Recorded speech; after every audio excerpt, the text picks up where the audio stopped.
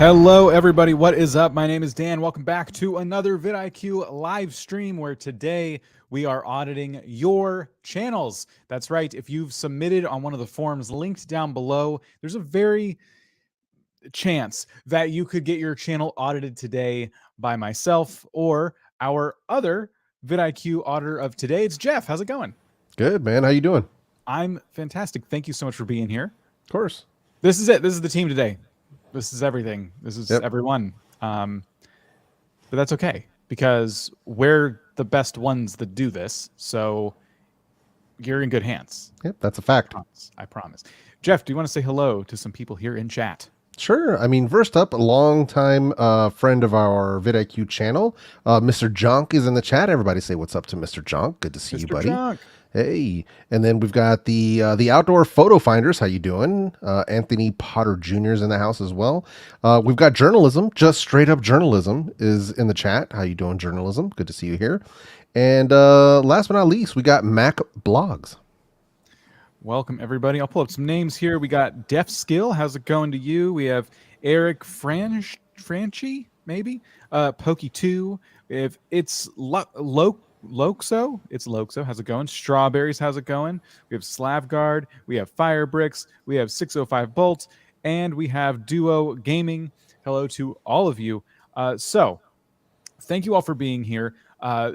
Before we get into audits today, I should probably let you know, full disclosure, we don't just do channel audits. We don't just have fun YouTube videos. We are actually a tool, a Chrome and Firefox extension, something you can download to help you with your YouTube channel. And if you don't get an audit today from us, we have a tool that will allow you to audit your own channel. It is called the Channel Audit Tool, and it will give you an overview of all kinds of stats going on around your channel. I just want to show this off real quick. So we have, for example, the views per hour feature right now telling us all the different videos on our channel getting the most views per hour. The one we released yesterday kind of leading the pack right now, but one we released about a week ago still pulling in quite a few views per hour. So these are all things that are of interest to us. So depending on what you're looking for example, competitors there. So we set up our competitors list, and these are some of the videos that they have getting all sorts of views right now, subjects we might want to look into in the future.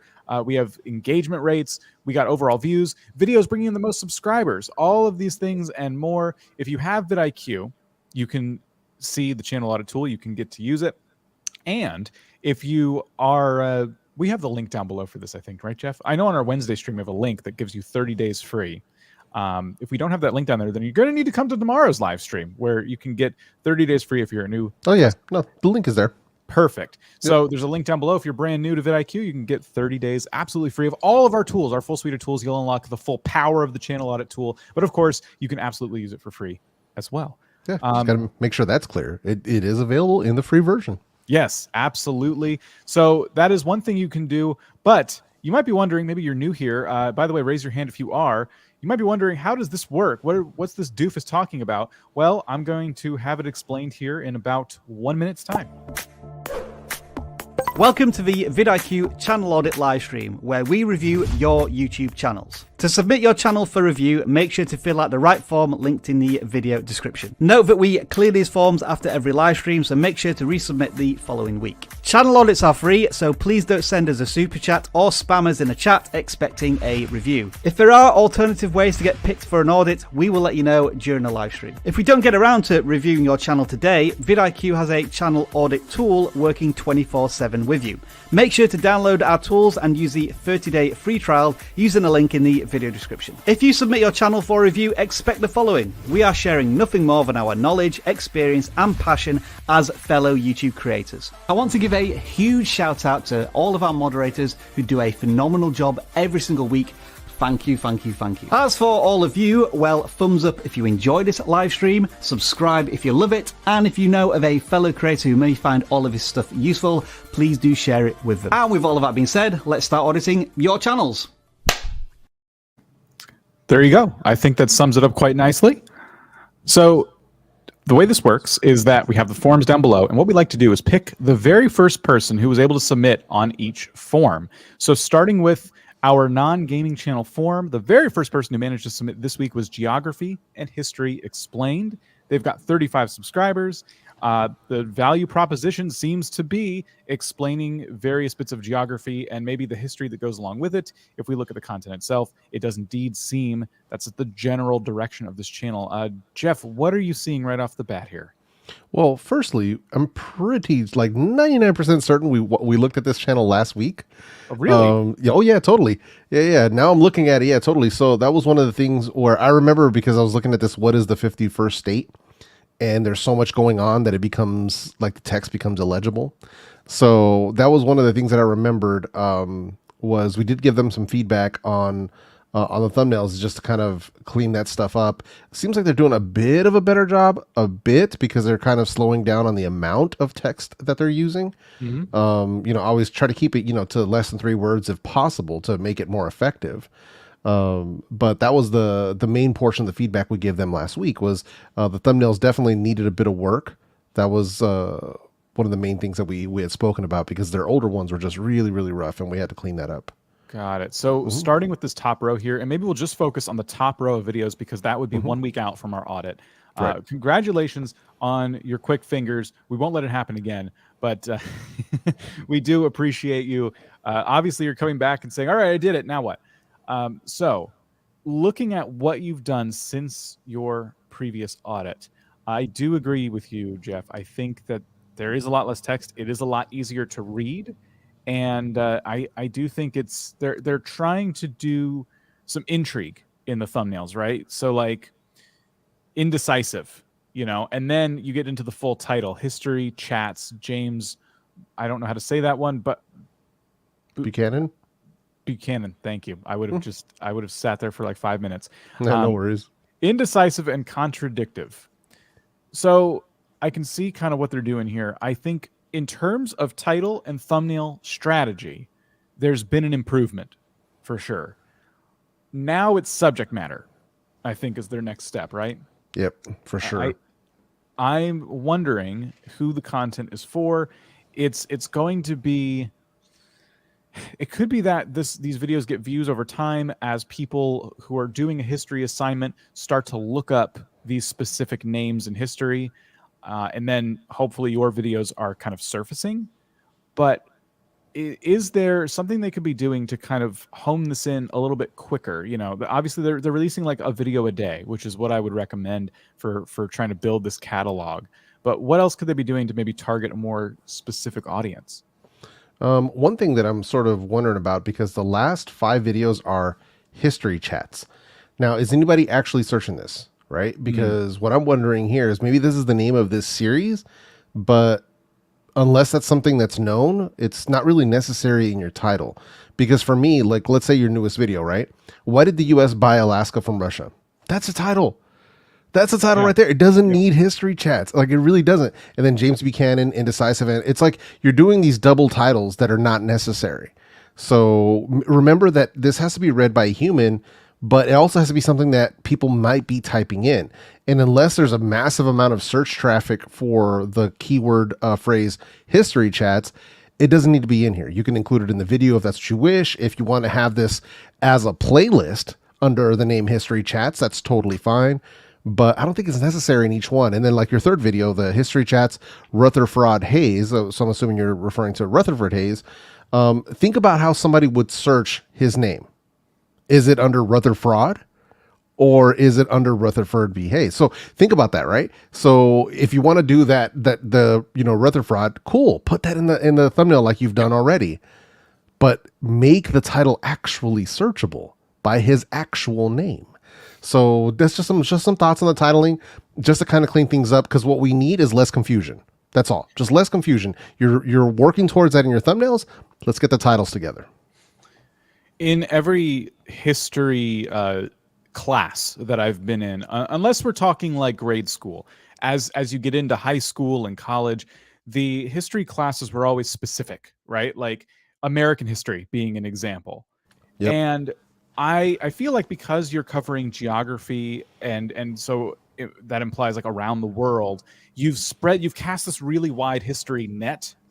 And on top of what Jeff's saying, I think what could also help is if you were to niche down into a specific type of history, the one that you're most the most well versed in, right? And you can expand this later. You can always, like, maybe you do a series where it's just American history around the Civil War, for example, and you start there. You exhaust every single topic you can think of, and then you maybe pivot to American history in the industrial era or whatever. I'm not a big history buff, so hopefully those are the industrial era is the right way to put that. But you get kind of the point of what I'm saying. And I think you can kind of build your channel that way. You don't have to stay in one lane forever, but you should definitely build an audience in a subject first, because it seems like you're kind of casting a very wide net right now. Mm-hmm. And then history chats out of the title. I love that advice. I think I would also be looking for different bits of intrigue too. It at times where maybe you're not just targeting search, like for example, like if there's something incredible that happened, right, like as part of a historical event, you could lead with that in the title or the thumbnail or both, whereby, so let's say I'm just going to make up a fictional battle in some fictional war, right, way back in the day, and amazingly, like maybe one person survived or some kind of attack, or nobody died because of some kind of bungled thing that happened from the opposing forces, right? Like, take the most interesting thing about the story and try leading with that for a couple videos as well, and see, so it's a kind of a balancing act between really searchable videos that like someone in high school might be looking for, and then these more interesting videos where it's still a history chat like you would probably want, but you're actually diving into the specifics of like a specific thing, and this is why it's incredible, and it just happens to be a historical event. I hope that makes sense. Yeah, no, totally makes sense. So that was our first channel. Managed to submit again. He wasn't our first last week, but it was but still, that was very quick, and I forgot completely. So I'm glad you remembered that. And so take the advice, go back and watch what we said last week as well, and take all of that advice that you just got absolutely for free, and see what you can come up with in the coming weeks. Best of luck to you. All right, the first gaming channel to submit. This is an interesting one as well. It's DeMoney, and they're approaching 100,000 subscribers. They're on the way. So congratulations to you for that. This is one of those instances where we're going to look at this channel and go, what can gaming channels learn from the success of your channel? But we'll also be looking to see if there's any improvements here as well. So from what I can see, it is a Roblox channel. I don't know exactly which game in Roblox or games that you're playing. Let's see, it's probably in the title here. How Shotgunner feels after new rework update. TDS memes. Okay, so I'm guessing TDS is the game itself that you're playing, because it's coming up in all the titles here. TDS, yep. So interesting. So we have a lot of, look at the views per hour on some of these. Absolutely incredible. I saw this channel. I knew this was going to be tough for me, because I'm like, what do we tell you? Anything jumping out at you as I kind of scroll through these? They're producing a lot of content. Yeah, they're definitely pumping it out, man. Let's see. Well, I mean, one of the main things that stands out is obviously consistency, and that's one of the things that something that, people tell you and you kind of don't understand what it means, especially when you're just starting out. Showing up is half the battle. You know what I mean? And that's a major thing. Like showing up week after week, whether you're doing one video per week, whether you're doing 3 videos per week, daily content once a month, whatever it is. But showing up is a huge thing, and consistency can definitely take you places, especially when it comes to channel growth. Because a lot of people who will, put up a video, hey, why am I not getting subs? Or put up 3 videos, hey, why am I not getting thousands of views? So showing up, putting in the work over time, you're investing in yourself, you're investing in your future. And this is one of the ways that can really kind of show up, and you start seeing that it can actually make a huge difference for you. Yeah. Look at that. So they have a video where they've taken all of the episodes from a series they did and crammed them into one really long video, and has 1 million views. It's their top viewed video. I'm following, there's a RuneScape channel I watch who did something similar. They did one series for a long time. I don't even know how many episodes, but it was, it resulted in like 5,000 hours of gameplay in RuneScape, and they put it into a 12-hour video, and the video is still performing. It's performing like crazy right now. These videos where people take a progressive series that lasted a certain amount of time, and they then reproduce it. That is a strategy, and is working for a lot of channels. Oh, it can make it like a bingeable type of video that you can watch on a break, on your lunch break, or something like that. So, but it's almost like a watch time thing where even something I noticed when I was doing my regular videos that were like 8 to 12 minutes were doing really well, and then when I would do a kind of a listicle, like a top 5, almost a compilation per se of some of my previous videos, those tended to outperform my regular content, but they were also much longer. So it was something where you can kind of see an interesting kind of take there. But we've seen that plenty of times, like BlockFacts going from the standard shorts over to his long form stuff. It's like it's massive. Yeah, I guess it is really hard to give this channel advice. I think today's video seems like it's performing pretty well. If I had to guess, though, compared to how your previous videos are performing, either it hasn't quite hit its stride yet, or it's probably for you maybe like a 5 out of 10, kind of right down the middle in your average performance. So I would just be nitpicking your analytics upload after upload, and kind of if you're looking to take this to the next level, just continually building on the strategy. You're getting very consistent views, though, between 25 to 60,000 in some cases. I'd say 25 to 50,000 on average as of late. So it looks like you had a run here of a couple lower viewed videos. Yeah, I mean, you're a lot of healthy signs here. Let's look at some of the other things on the channel. 8 days ago, you posted, okay, community tab. Let's talk about your community tab for a minute before we move on. It looks like you're using this sparingly, and you're using it to tease content that is coming out, asking people to go, follow your TikTok, things like that. All of that is good. Oh, sorry, you got COVID. That stinks. All of that is good. The way you're using the community tab. What I would suggest is upping the amount of posts and making them more about the game you're playing, TDS. I want you to do, if possible, a poll at least every other day about TDS for a while, just to see what it does. This can build up. A lot of votes can come in. It's just another avenue for your channel to be putting itself out there. Ask people simple questions, yes or no questions, anything you can think of. Try to think of as many polls as you can and schedule them out every other day. And between there, maybe a text post and an image post. And so every day something is going on this. I wouldn't be doing things like this. Although it's interesting, you'll notice for the size of your channel, 180 likes, 80 comments, that's not a ton of engagement. And while it is interesting in terms of like the temperature and what the storm watch and all that stuff, it has nothing to do with the people who are like following you, and that's okay. It's the community tab. The stakes are low. However, I've seen it work out where if you post things that your audience who watch your videos would also be interested in, and they engage with this, these things can spread. And if people engage with enough of your community tab posts before you know it, they might see one of your videos pop up in the recommended feed. It's something that's happened to me as a viewer of channels, so I can definitely see this happening. I can't guarantee that for certain, but I mean, I don't know if that's your experience too, Jeff. The community tab is being, I think, underutilized here.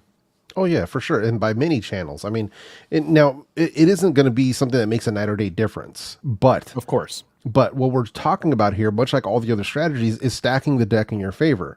And the community tab gets shown not just to your own subscribers. That's something that is a common misconception where people think when you post in there, only people that are subscribed to you see it. No, That's not the case. It's shown to people, your subscribers, your viewers, regular viewers, even if they're not subscribed, but also to people who watch the type of content that you make. So let's say that there are people who are into watching TDS, Roblox, whatever that your channel might be. If they're into that type of content, there's a good chance, because YouTube knows what we watch. They know us better than we know ourselves.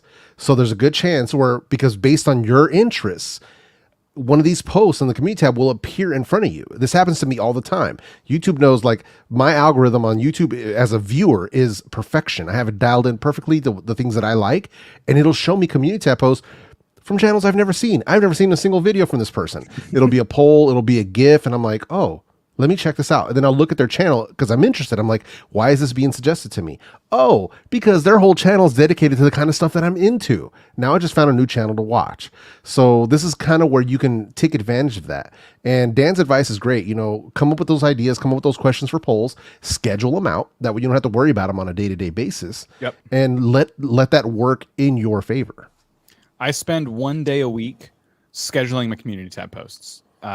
They're not the whole day, obviously, but I pick. Usually, it's the day where I'm kind of automating my channel for the week, right? Like I'm uploading my content, scheduling it out. I'll go to my community tab, and maybe there's only like 1 or 2 posts left before I run out, and I will sit down and I will brainstorm and come up with another week's worth of posts at least, so I don't have to think about it again. And they're always about the actual thing that I'm doing on the channel. They know they appeal to the same audience. And every so often, you can put a link to one of your videos in that post. And I wouldn't just link your video, because that kind of pops up like any other post on YouTube does, like a video does. But say something interesting, like ask a question and then say, find out what happens here, link to video. Or in your poll, you can certainly make a poll and put a link in there as well.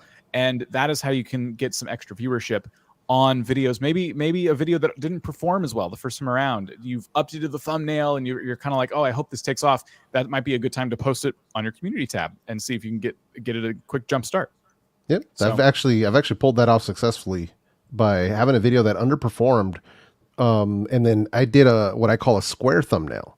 So a 1x1 version of my thumbnail, and I posted it in there and I said, hey, in case you guys missed this new video dropped, and I put a link to the actual video, and it actually worked quite well. So it's something that can work if you have something that kind of doesn't perform well. And then also, to clarify for some people asking in the chat, the community tab does open up after 500 subscribers, and it could be anywhere from a couple of days to about a week's time before YouTube unlocks it for you, but that's when you will have access to it.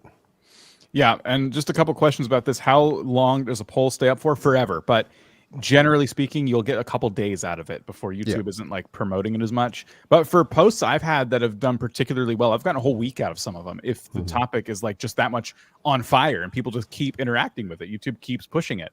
So I would expect about 2 days out of a poll, especially if you're continually posting. Someone else asks what works well here: image and text, promoting a video, polls, all of it. Just don't use. Let's go to our channel real quick. Now we're doing I'm diverting the stream here. I'm taking over. I want to show you what not to do.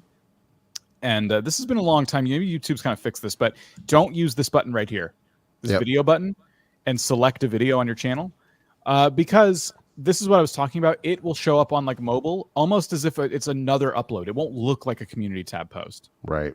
So you want to use poll or image. You can use just straight up text and then hit post, and that does show up, but it's more impactful to have an image. Like Jeff said, you could take a thumbnail, make it square, kind of like contort it in Photoshop, make it look good, post it that way. Or again, polls. I mean, ask your community something. And the thing that works the best in my experience, and it sounds like in Jeff's experience as well, is poll people on things. Do use images of things that would appeal to your target audience. Jeff talks about headphones. So Jeff might say, out of these 3 headphones, which would you recommend, to a friend? So it wouldn't be, what video should I make next? I see people do that all the time, and I would highly recommend against that. Like, correct.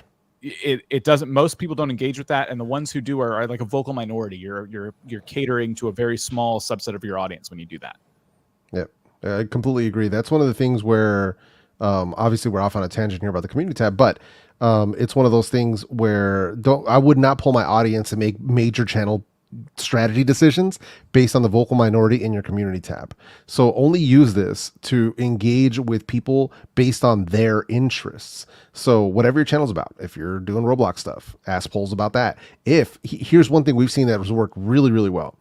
Whatever your video's about, if there's a way that you can clip a GIF out of one of your videos, and have that in there, like GIFs work really, really well, whether it's just to talk about something, whether it's just to make an announcement. Like, I will not post text by itself. There's going to be an image, there's going to be a GIF, guaranteed, because I got to stop that scroll and get them to look at, why is this GIF here? So, but that works really well. It almost looks like an auto-playing video, and it's, it makes you stop every time. You're like, what the heck is this? Especially, again, like I mentioned RuneScape earlier. I've been watching some RuneScape content. One of the channels that I don't really watch actively, by the way, I think I've watched maybe one video from them a long time ago, but their community posts sometimes appear, and one of them was a GIF of them messing around in the game. And I stopped scrolling and I watched like what it is they're trying to show me. And there's a link to a video. I didn't have time to click on the video. I was looking for like a quick cat video or something, but it did stop me.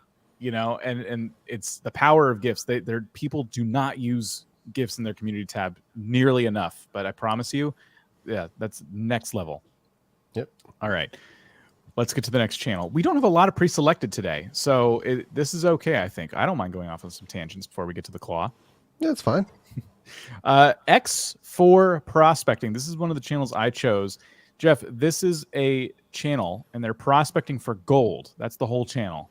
Interesting. The banner and logo did not tell me that whatsoever.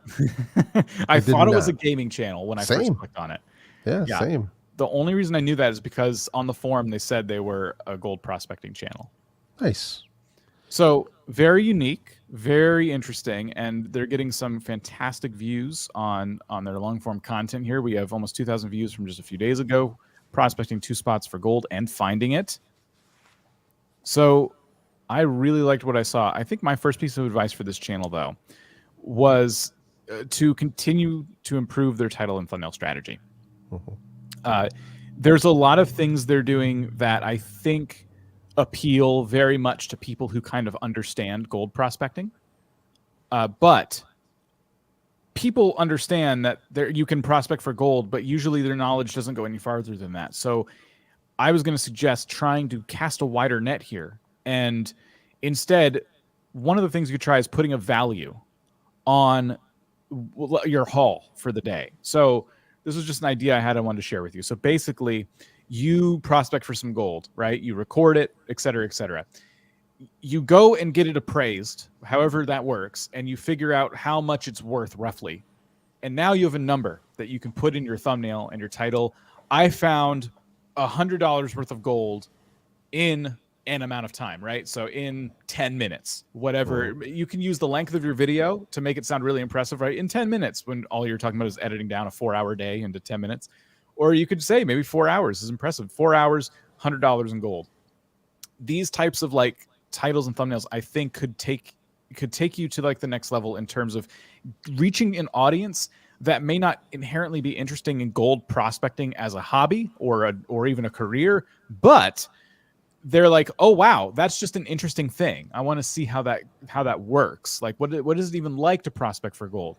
And now they're hearing your story and they're seeing all the equipment that you're using, and they know that at some point you're going to show the gold and you're going to tell them like, this is what $100 worth of gold looks like.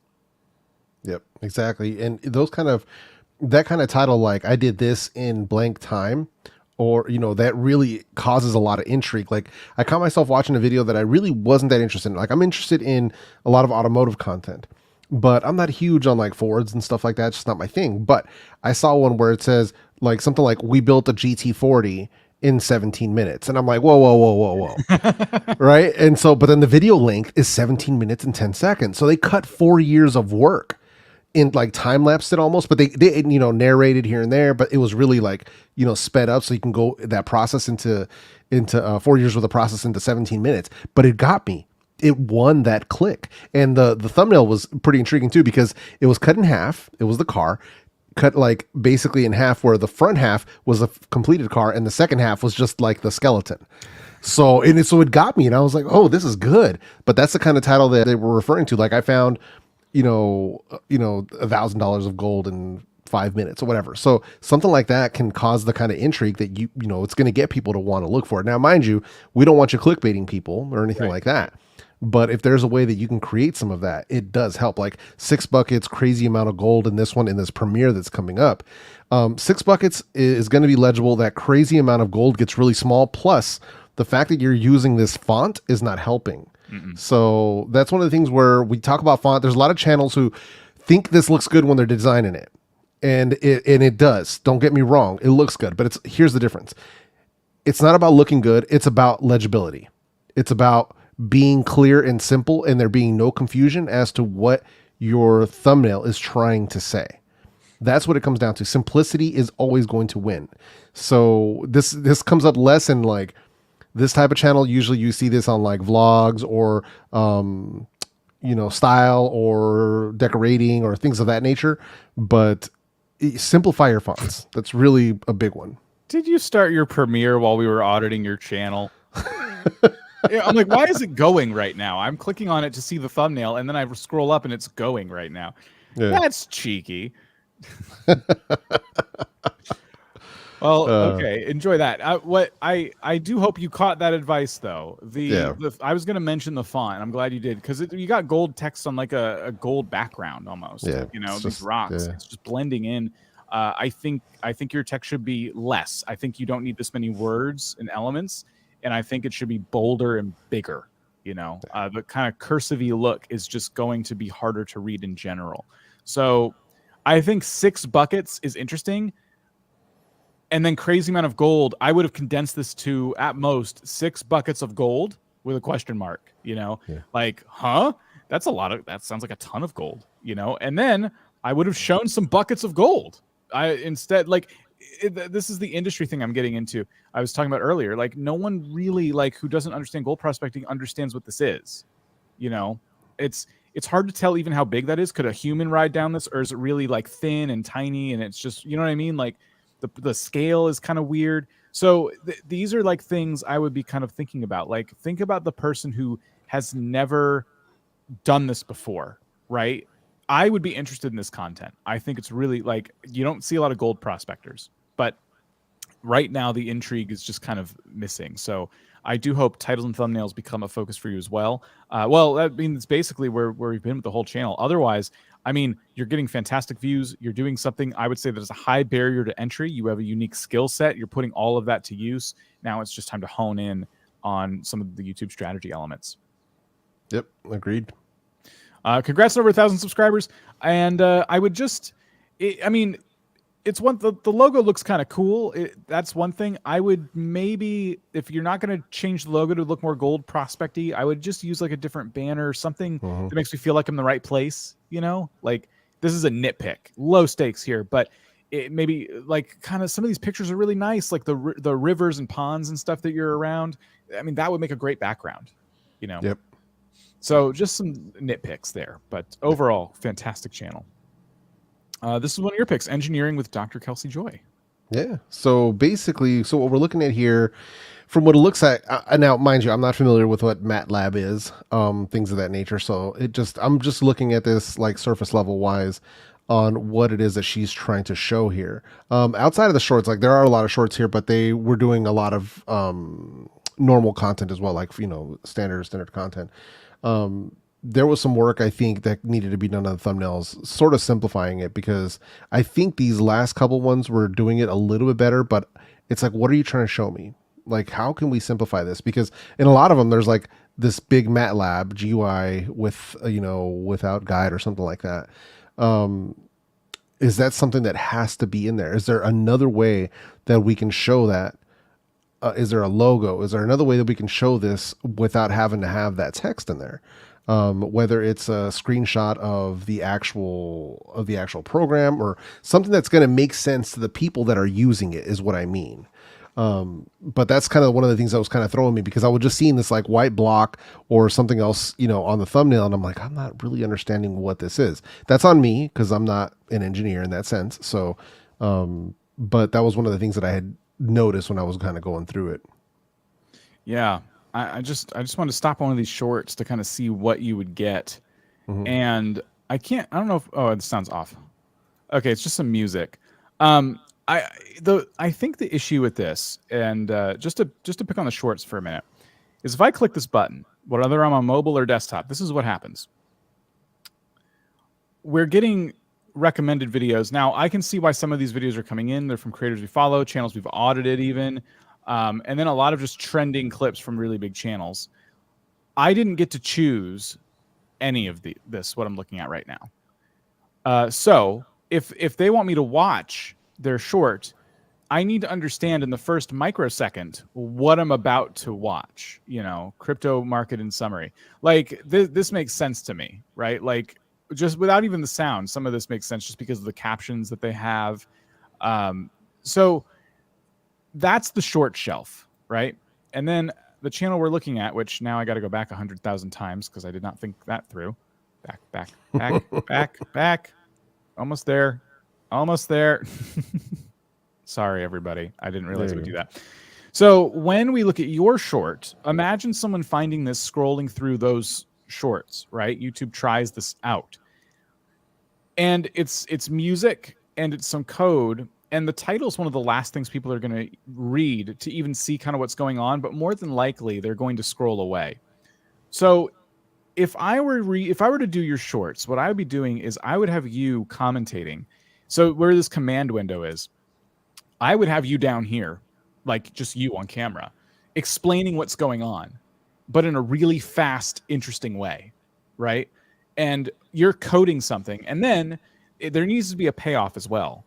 Whatever the final product is of what you're making should appear at the end of the short, and that's how I got this, And then it's whatever you're working on. I saw you were making a tip calculator, so it should be, especially if there's an interface for it, like something a little more visually appealing. Like I think that should show up as like the payoff for watching the short. And I do think these should be as short as possible. This kind of feels like it may go like a full minute. I would instead use your shorts to tell the story of like why you're making this, what it does, what it's going to solve, et cetera, and then or why it's so cool. And I would say that needs to be like 20 seconds tops, because the problem is no one's kind of watching these shorts and trying to follow along and program beside you. If they wanted to do that, they'd watch one of your long form videos. That's what those should be for. Yeah, no, I completely agree. There's certain things that it can work for and other things that it kind of can't, or we really have to kind of rethink our strategy on whether or not it's going to really hold somebody's attention, because much like anything else, shorts, those first 5 seconds have to be super attention grabbing, and you have to be able to keep people on, because it's really about pushing that retention, or basically creating almost a loop where they see it, they're like, oh my God, they have to watch it again and again. So getting that retention number to go through the roof, like 150% or higher, like really, really getting it up there. So doing it this way, it could just need a bit of a rethink on the strategy, for sure. But yeah, I mean, aside from that, I'm just kind of looking at everything else, just trying to figure out sort of what's going on. It looks like there's some streams or some co-streams here as well, or maybe they were just cut down. Interviews, or yeah. So maybe some cut down interviews. It's pretty interesting. Yeah. So like you got clips from interviews. So there might be an understanding here of the target audience that I'm missing. Like, cause I look at a title like this and this feels very specific. So like things like that, I would just be aware of like who the video is for and make sure you're using language that they might use themselves. I don't, because this seems so advanced, I don't want to say whether or not, oh, you're doing this wrong. I think you're probably dead on. It might just be a matter of searchability or interest in the topic. And then like I like this, how to start and to develop a GUI, a graphical user interface, for beginners. Example, tic-tac-toe. So that's really interesting. That's like a very like straightforward tutorial. The thumbnail's a bit busy. It was just, all of these different elements on it. Again, when you're doing thumbnails like this, final product. If you're using tic-tac-toe, I would have a tic-tac-toe board here, and then some text over here that does, with an arrow pointing at the tic-tac-toe board that says "make this," right? And then you have the finished product. So you're basically showing people how to make something, and without reading the title, the user is already like your potential viewer is already kind of putting the pieces together in their head. Yeah. No, I completely agree. Just to kind of make it a little bit simpler. Do me a favor. Let's sort this by most popular, just so we can have a quick look and kind of see where things have kind of succeeded here. Shorts, okay, at 1.1K. Sample MATLAB code, applied database, okay. Getting familiar with the, okay, blank. I wonder what happened to that title there. MATLAB, getting familiar with the one on the far right at the top. Because it looks truncated, but I think that's how they wrote the title. Oh, it's because the next words are environment/Windows and there's no spaces, so that is treated all as one massive word. Oh, got it. Yeah. Okay, yeah. So I was like, what happened there? All right. So yeah, that might be what's going on there too. So yeah, I'm not sure if her actual target audience, Dr. Kelsey here, if the target audience is more advanced engineers, that could be what's happening. Yeah. But one of the things that we always say is like a lot of the advanced content could be, there could be a ceiling there because there could only be a smaller amount of audience or potential audience based on the fact that a lot of the advanced users aren't exactly on YouTube looking for the stuff they're out there doing.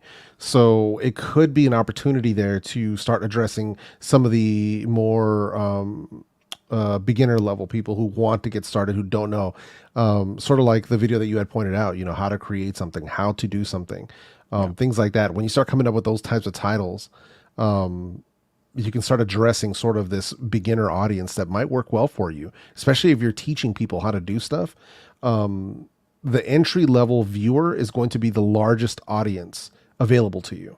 The people that are just looking to get started. How do I get started? How to become an engineer? How do I start using MATLAB? How do I do this? So those are going to be your largest potential audience that can help bring in some of those evergreen views on your channel. Not saying you can't still do the stuff you're doing, but this could be another opportunity for you that could work well and maybe open up an additional avenue for some long form content. Absolutely. So engineering Dr. Kelsey Joy, good luck to you. Thank you for submitting your channel. We have another developer channel here. It's game dev tutorials from Mango Works, approaching 100 subscribers. I did choose this one.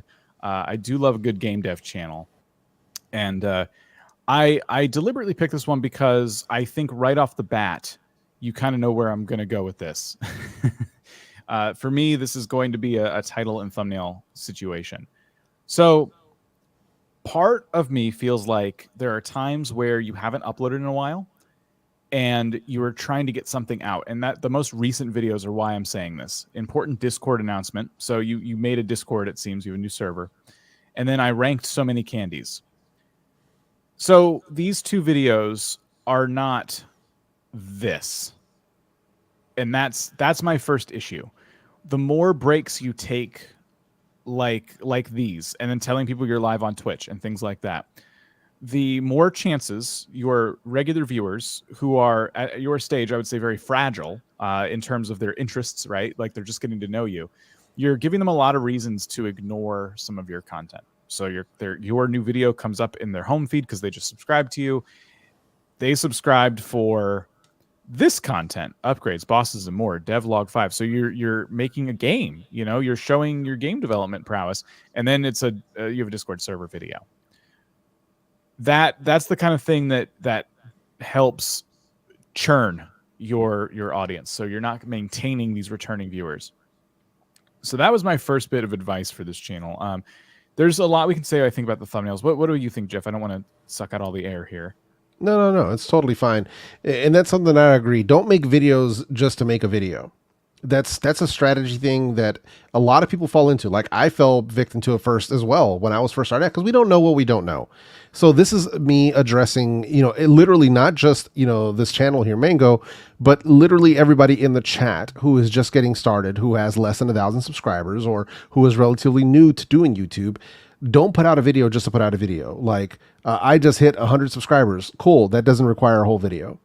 You can say something in one of your regular videos, but don't waste your viewers' time by making videos like an important Discord announcement. You could have put that in one of your other videos if you really needed to. But it's one of those things where it doesn't require its whole own video.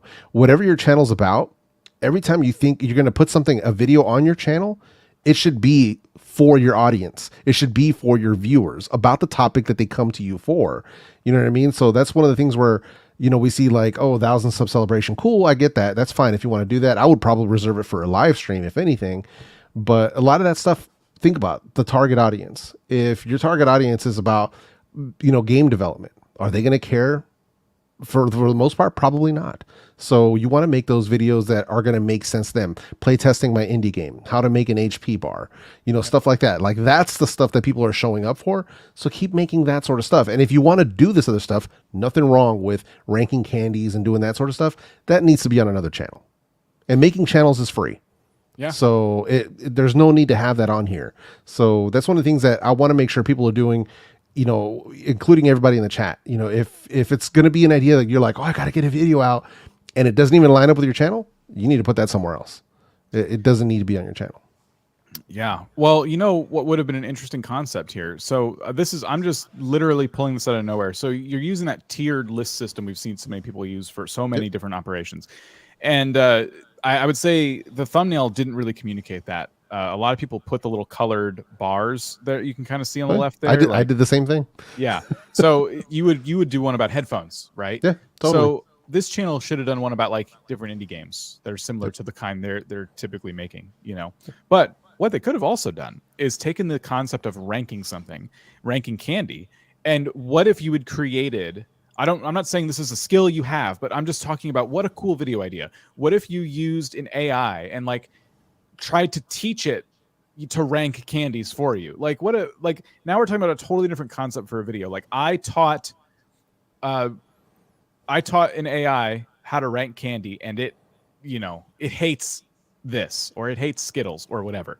Like, use your game development skills to create really fun, interesting concepts for videos. And where I'm getting this from, there's a channel, it's called Danny. And this is like an extreme example. Game developer who made probably games that you might be familiar with. All these videos are absolutely chaotic, but what's interesting about them is that they don't bog you down with like, you're not going to learn how to develop games with this, but what you will see is like all these hilarious things that they can do with their skill set. So they've taken their game developing skill set and they've created these ridiculous games with ridiculous outcomes, right? They don't post a whole lot, and that's okay because it takes a long time to make a game, right? So that is one example. But I think other than that, if you want to teach people tutorials on how to make bosses, HP bars, and things like that, you should put together a series, and you should be clear about what you're using to develop. If it's Unity, for example, you should do a tutorial series about Unity, and you should stick to it for a set amount of time. From start to finish, you're going to complete a game in Unity, and you're going to take everything you're doing and turn it into a lesson. So when you're trying to make HP bars, when you're modeling your character, when you're getting them to move around, like all of these are separate tutorials, and you create a playlist, and now people are coming to you for a lesson in how to create a specific type of game that's important on a specific platform like Unity or something like that. Yep. So a lot of different conversation there, a lot of different advice for you. I wish you luck. We're diving deep on these channels. I'm surprised at how the time we're making right now. We have a couple more left before we get to random selection. Let's move on to you, Jeff. It's Big E Crypto. Yeah, so Big E Crypto. So this one I selected it. It's actually a Spanish channel. So he's from what I can tell, he's out of Puerto Rico. So huge shout out to all the Puerto Ricans out there. And he's talking about cryptocurrency, which is great. And it's sort of kind of like a noble cause in a sense from what I saw just on a surface level, where he's trying to make sure that Latinos aren't left behind by the ever evolving cryptocurrency market and what's going on around that, which is fine. He's doing cryptocurrency news, things of that nature. But there are some things that I believe our friend here, Big E Crypto, can kind of take advantage of. First, thumbnails is going to be a big one. So they're a bit cluttered. And one of the things that I don't feel is necessary in here is their name. So there's Big E Crypto with the coins kind of going across it in every single one. It's not necessary. There's too many things going on here. So what I need Big E Crypto to do is what we call a little bit of thumbnail research. So crypto channels are huge on YouTube, like huge over the past, 4 years. So if anything, you could look up any part of this. It could be Shiba, it could be Bitcoin, it could be anything. But once you look them up, look at the simplicity of the cryptocurrency thumbnails, where usually it's something like this, where you see the actual big Bitcoin logo. If it's Shiba Inu, you'll see a big Shiba Inu logo. Like, just keep it simple. And once you start noticing the simplicity of it, that's what works on YouTube to actually get clicks for this genre. So for this niche. So that's something I want you to think about. And this actually applies to literally everyone who is on YouTube. Whatever type of video you want to make, don't just make thumbnails blindly thinking, oh yeah, this makes sense because it makes sense to you. Odds are it's only making sense to you and no one else. So what you need to do is type in whatever concept, whatever video idea you have, type it in on YouTube and look at what's actually getting clicked on. What are the concept thumbnails? Because you'll start noticing these patterns of success, right? Like our buddy Sean Cannell said last week, that success leaves clues. And you'll start noticing a pattern, like in makeup and beauty, you'll notice like a lot of before and after, right? Before and after. They show you kind of the before and after and stuff. With food channels, you see the food. You don't see the person's face necessarily. With tech, you'll see a top-down shot of a laptop or a cell phone or something like that. So you start noticing that there's these patterns of what actually works for the target audience. So that's what I mean here for Big E Crypto. This is what I mean for everybody who's in the chat. Whatever videos you're making, whatever you're thinking about making next, search up what you're going to do and see what kind of thumbnails are actually working. to give you an idea of what your thumbnail conceptually should look like.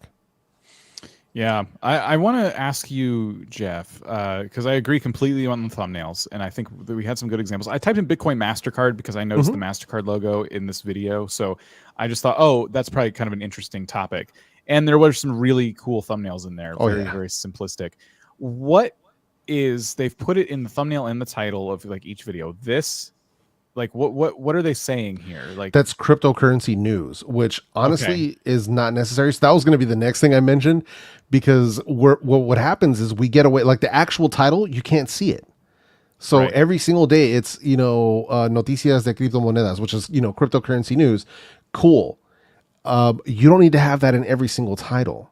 So, because here's your actual title: MasterCard, Rappi, and buying an esports. So something like that. So that's what your title should be. And then if you want to throw in daily crypto news, something like that, fine, so be it. But that's what your actual title should be. So Philip DeFranco, popular news channel on YouTube. Yep. I wanted to point to these as like examples of titles. So the title here is "The Truth About Mr. Beast Accusations and Backlash." Yep. So he covers in all of his videos a number of topics, but the title here is about one thing. So if we look at the timestamps, we have the man awarded. So not Mr. Beast challenge isn't even the first thing that Phil talks about. So it's one of like 3 or 4 topics in this 12-minute news video. Take the most interesting one, and Mr. Beast is always a topic that people are willing to learn more about, because right now he's a really big trending creator. So for you, whatever in your news story the most popular thing is about crypto that you're going to cover that day, make that the whole title. Get rid of the emojis in the title because they take up more space. Get rid of cryptocurrency news in all of your titles, and just hit people with the most shocking bit of news. And then, make your thumbnail reflect that one piece of news. And then in the video, you break down all the different things you're going to talk about. Yep. 100%, man. Yeah. And Phil, people never heard of Phil DeFranco.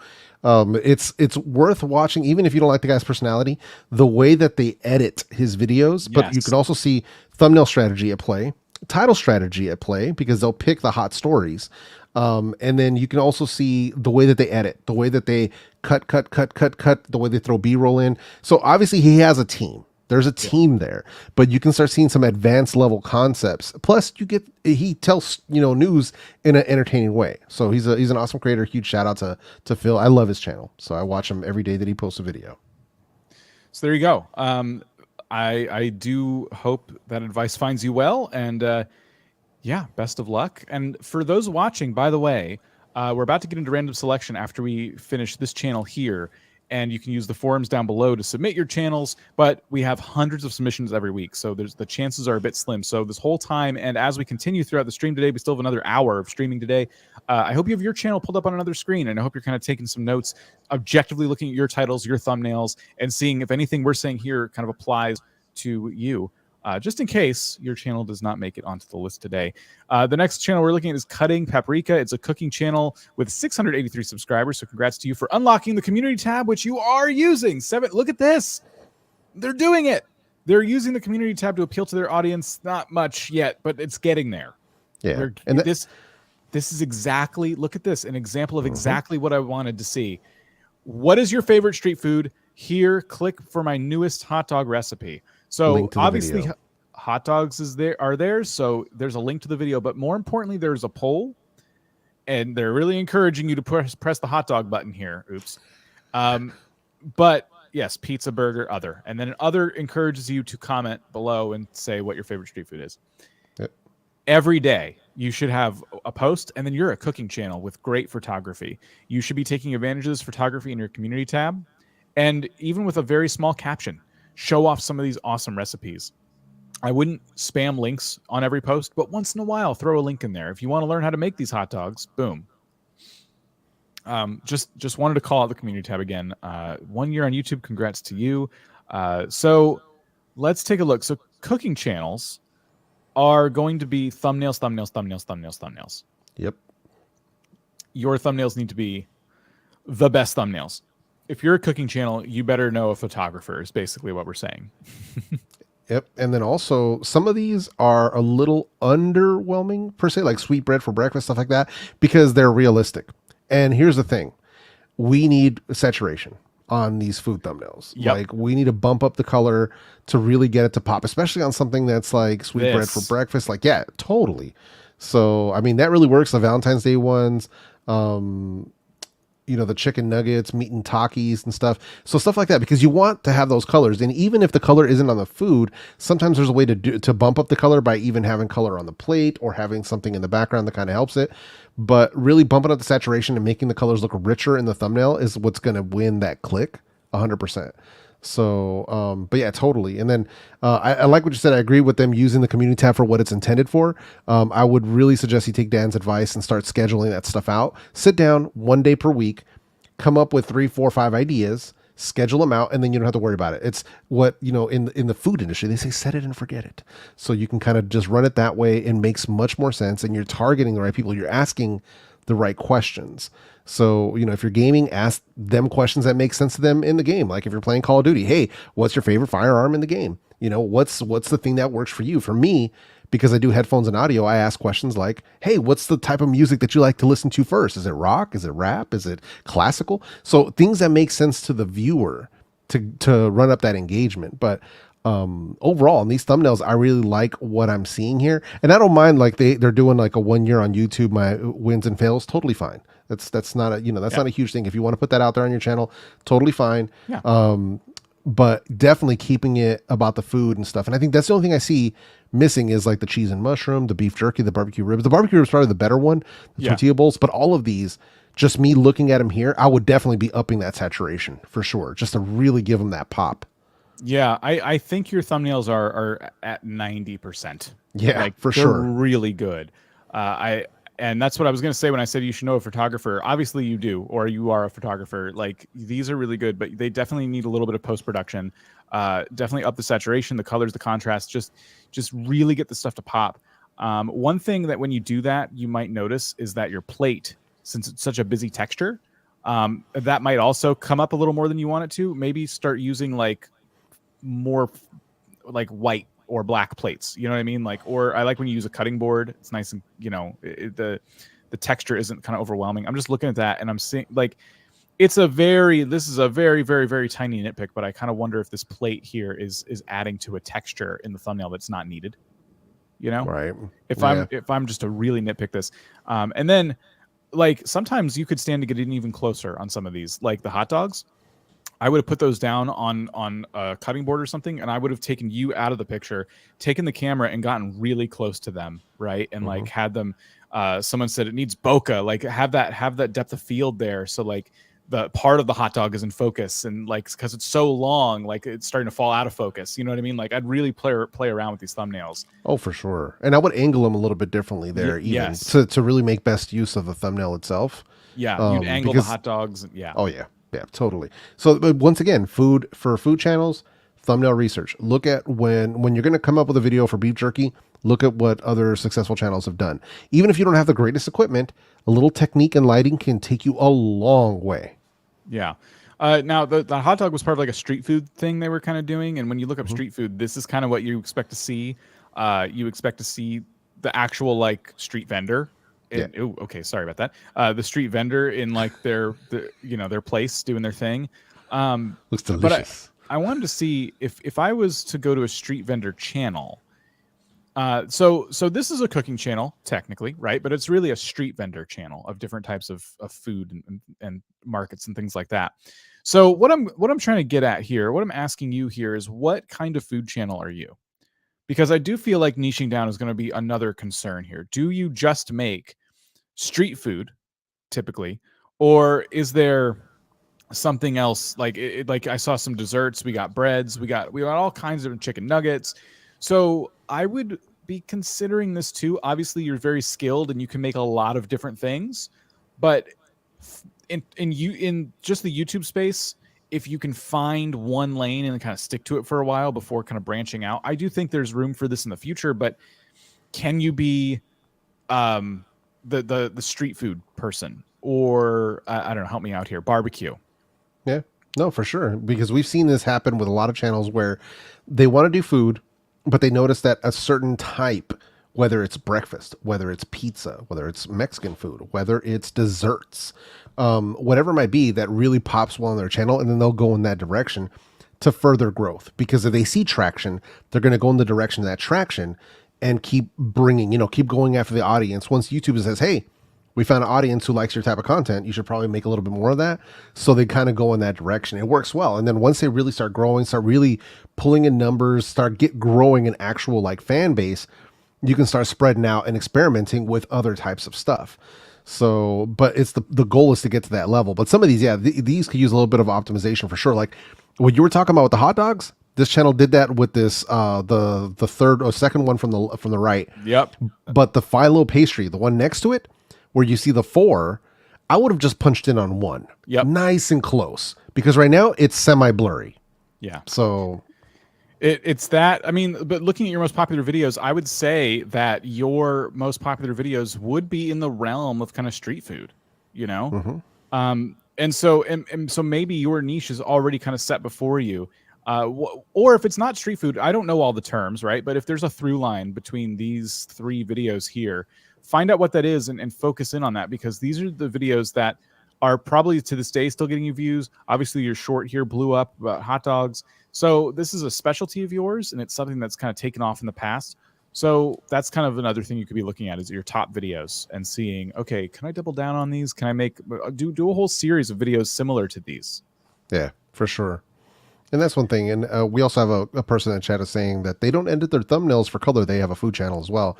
But the fact that their countertop is gray and the plates are white really makes their food stand out. Yes. That's interesting because you're using a more plain sort of platform for the food to kind of pop. So totally, that's a really good strategy. And we can kind of see it there with this, the barbecue ribs and also the cheese and mushroom casserole.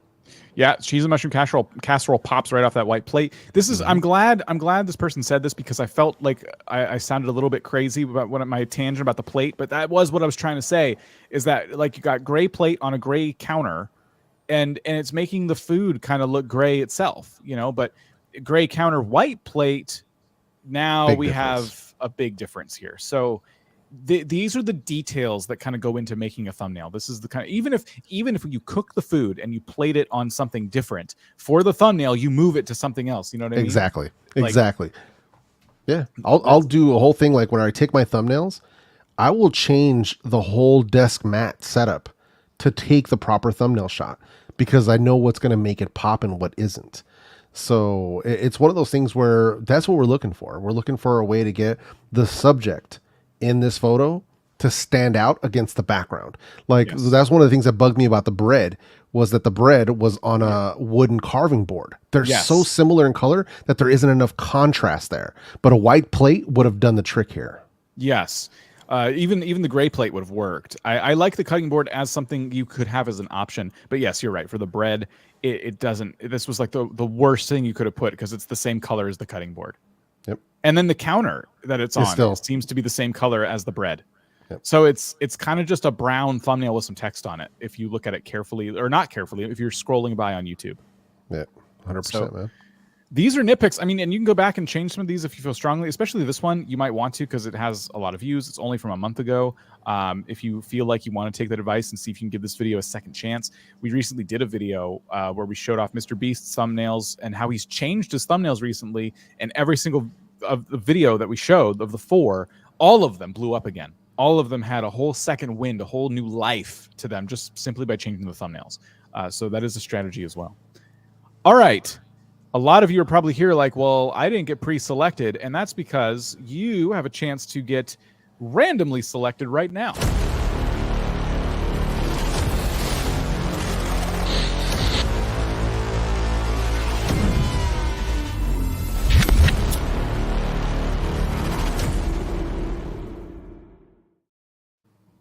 Clawbert. Claw.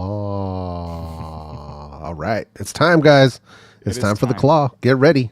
Get ready. So the way this works is we have 2 different forms that you've been submitting on ever since yesterday. We have this one here, where non-gaming form, and then we have our gaming form, both very similar, 241, 268. So what I might do is I might come into the settings here, and I might update this number to 280. All right. And we will start the number picker. And now we'll go ahead and ask the claw to pick us a number. And 196 will be crudely taped onto a ball. And then we can go to, let's go to the gaming forum because it's been a while. We'll go to 196. And that is how we find Mini Murph Minecraft. Interesting name. I would say memorable name. What's up, Murph? No, Murph, Mini Murph. Yep, Mini Murph. Mini Murph Minecraft with 47 subscribers. Mini Murph more gaming fun. Yep. That's fun. Okay, I like that. Let's take a look at what you are doing. You are doing a Minecraft Let's Play, I think. That's what it looks like. Part 11. So Minecraft Let's Play Part 11, the base. Part 12. Mining. Part 13. You saw Part 12. There's Part 12. Really dark thumbnail there. Did I find diamonds? Okay. So here's what I would say. First of all, when did you start on YouTube? Let's go to your oldest content while we still can. It looks like you started a year ago, but we're kind of trying different things. Things start to get a little more serious probably around here. Within that year, we're starting to see brighter thumbnails, so you're not recording your screen with your phone anymore. And you kind of start Minecraft Let's Play, trying all kinds of stuff. So we're focused on Minecraft, which is great to see. We've kind of an evolution of thumbnails and content here, which is also great to see. But here's the thing you've been doing. And you did try some other games, it looks like. But here's what you've been doing. You've been doing these Minecraft Let's Plays for some time now. And you seem to always be left with like a handful of views, right? Let's go back to your newest videos. What I would recommend is taking a page out of some of the books of some of the channels we like to talk about here, such as Farzy. I love to talk about Farzi's channel. Farzy is approaching 500,000 subscribers. This channel started in 2016, but really took off in the last like couple of years. Like it has not been a relatively long time for Farzy to get to where they are now. I met this person when they were under 100,000 subscribers or just had hit 100,000, somewhere in there, earlier in their journey. And what they're doing is also Minecraft Let's Play content, just like you are, except every single video here has a very specific purpose. I built a mega trading hall in Minecraft 1.18. There's the episode number here, so you know it's part of a Let's Play series. And then you have two different things in each thumbnail. You always have the epic, amazing build, right? Which looks awesome. I love the villager faces in the clock tower there. It looks great. And then you have what it's generating. So intriguing, incredible build and the benefits of having such a thing, right? So you're going to learn from this one of two things. You're going to come away with some incredible building abilities. You're going to get his, tips on builds. Or you're going to learn how to make a lot of emeralds, right? All of this stuff kind of pulls together with the title. I built a mega trading hall. You don't need to stress the value of this, right? I built a mega trading hall. The thumbnail shows the value. You don't have to say how you can build a mega trading hall in Minecraft or anything like that. That's what he did. I would say it's also searchable in some ways too, but it has that browse, home feed intrigue that you want. That is something that took Farzy a long time to kind of master, but I think you could do it too with a little bit of practice. But what you want to avoid, and I would say any channel wants to avoid, if your channel looks like this, if your videos look like this, where you're doing a basic title, Minecraft Let's Play, and an episode number, this has been done a million times. And this worked, I would say, maybe in 2011 when there was a dearth of Minecraft content. But we are in a different age now where Minecraft is one of the most approachable games, not just for players, but for content creators. So you're going to need to stand out a little bit more. You're mining, but what does that mean? And what are the stakes? And what can people learn from that? What are they going to take away from it? So do some research, look at some channels out there. And best of luck. You've been doing this for about a year. And it can, I think you're off to a good start. And I would say, if anything else, don't stop making content. Continue to practice this craft of making videos, getting comfortable on camera, making thumbnails. Be patient with yourself, because this is just hearing us say anything is not quite enough. It takes practice to get to the level that Farzy is at, for example. I don't know if you have anything to add to that. I just kind of took over. No, it's fine, man. You knocked it out the park. Well, thank you. All right. We're going to pull another number, but this time from the non-gaming form. Number 25. Is there a chance that this one was already picked earlier? Ooh, who knows? Let's see. All right. I don't think it was. It looks like a music channel.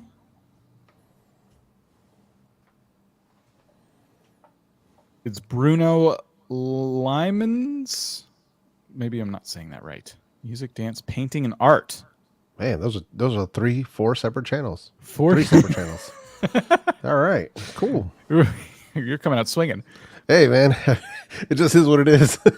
But yeah, no, I see kind of what they're going for, because at least right now, from what I'm seeing, it looks. I mean, just in this 2 top rows, it looks like it's straight up music with some dancing. So at least those 2 can sort of go together in a sense.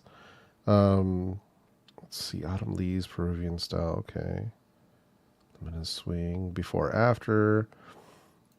So I'm kind of wondering what's happening here, because I don't know if this is performance, if this is covers, or if this is tutorials. I'm not really getting a vibe for the only vibe I'm kind of getting is maybe dude or band playing a version of a song, but not exactly 100% sure if whether maybe I'm just not familiar. Okay, there it is, Eduardo Mateo cover. So they are doing some cover music as well, because I wasn't sure if it was original songs or covers or what was going on here. Yeah. This is, I think, a really strong start for a music channel. I don't know how long they've been at it, but some of their videos have over 1,000 views. I think a lot of music channels would be looking at this and going, well, how did you do that? You know, because we see a lot of music channels and they struggle to get started. And we struggle, I think, a lot of times with advice for a music channel too. Yeah. It's a tough category. No, it really is. And one of the, well, at least with some of the channels that I've worked with doing music, one of the things that has worked best with them, especially if they're open to doing covers, is to do covers of stuff that is popular, and not just popular in a sense of, wow, this is the most trending thing on earth. If it makes sense to your type of content, then it makes sense. But sometimes it doesn't. Like maybe they're doing more rock blues, so they have to find stuff that's sort of trending, or even if it's older music, but that's very well known. Then they could kind of leverage that sort of stuff, like well-known songs within the genre of music that they're already, doing. So that way they can put their spin on it. Or, they're taking a song and going like the postmodern jukebox route and then restructuring it to their own genre. So a song from a different genre and then changing it. So you have to change the arrangement and all that stuff. But there's ways of doing that. But leveraging, popular content can work for music channels very well if they're open to doing covers. Some aren't. I've spoken to channels who are not going to do covers. They're only going to do their original music, tutorials, whatever it might be. More power to them. But it can be a tough road for this kind of stuff.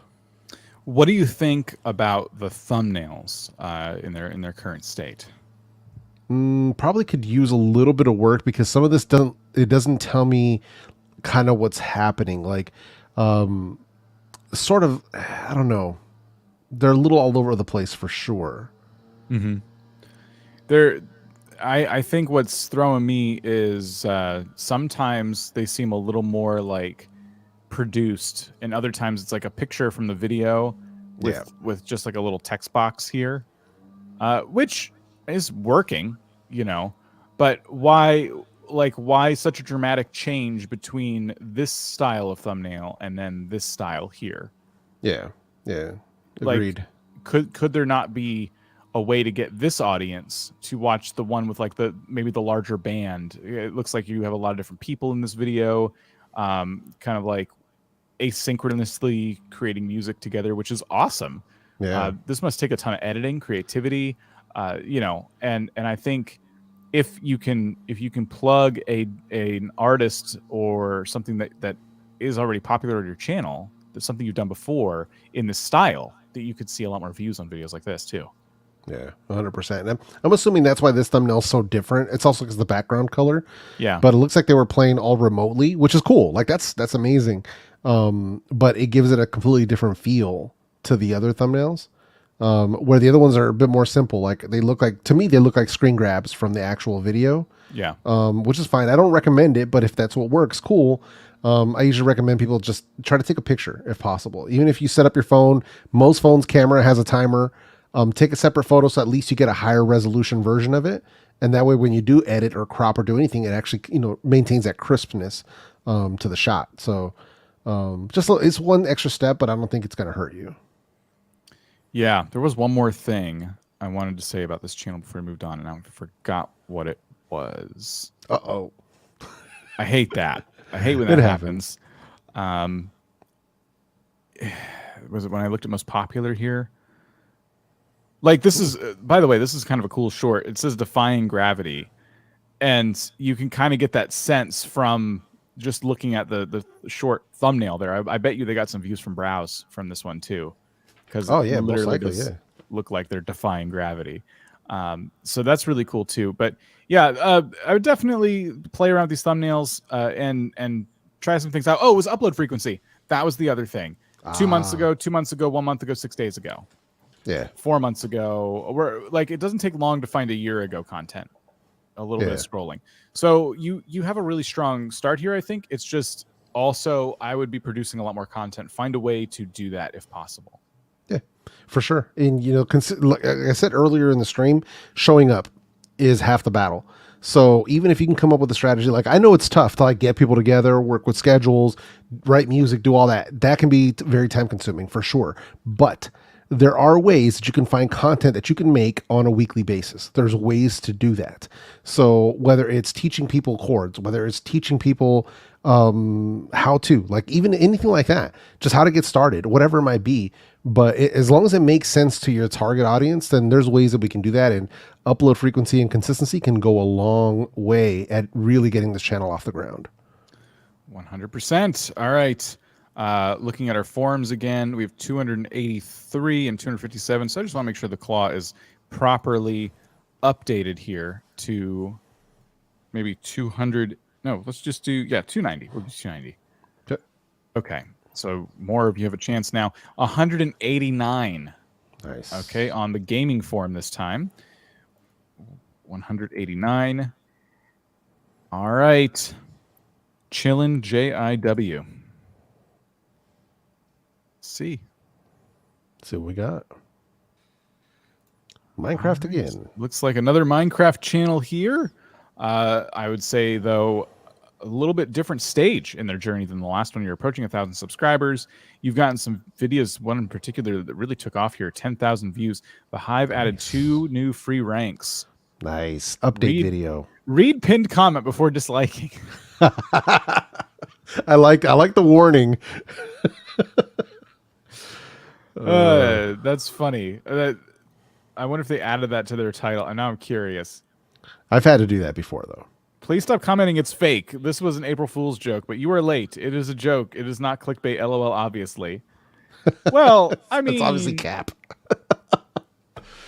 Here's what you learn from an experience like that, though.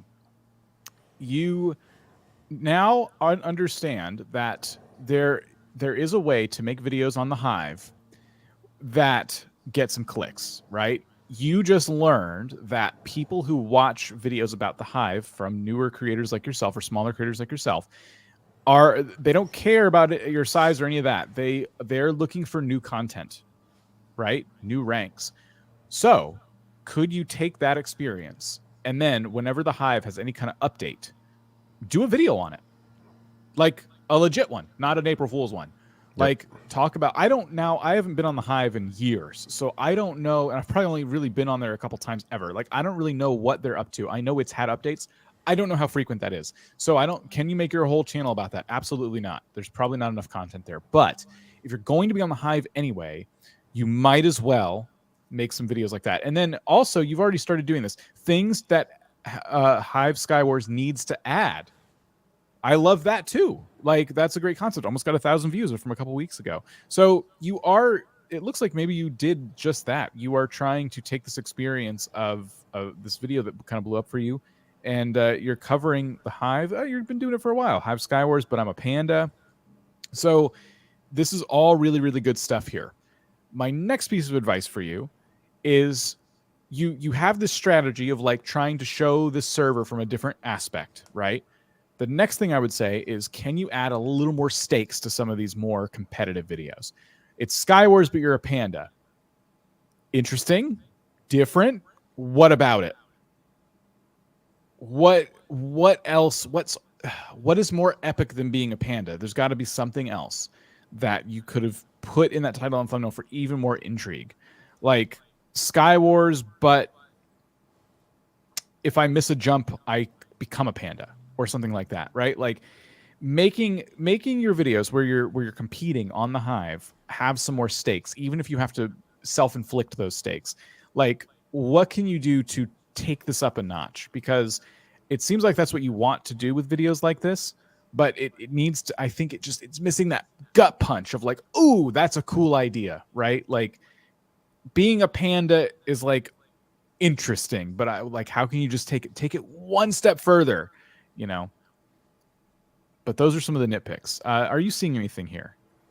No, I mean, I like where they're heading with this thing. You know, it looks, so far, it seems like they have an idea. And one thing I really like is that they've picked a game within the game. Yes. And that's where we've seen a lot of people have success, whether it's, you know, Minecraft, Roblox, whatever it might be. When they pick that game, Grand Theft Auto as well, you know, role play and stuff like that. So getting after that audience, especially doing updates, obviously that can work really well. That works across genres. But yeah, focusing on what's working and what people are after right now. One thing that I would also focus on is if there's other channels that are doing Hive content, especially successfully, like when we're seeing channels that have, you know, 5,000 subs, every video is getting 10,000 views, like stuff like that.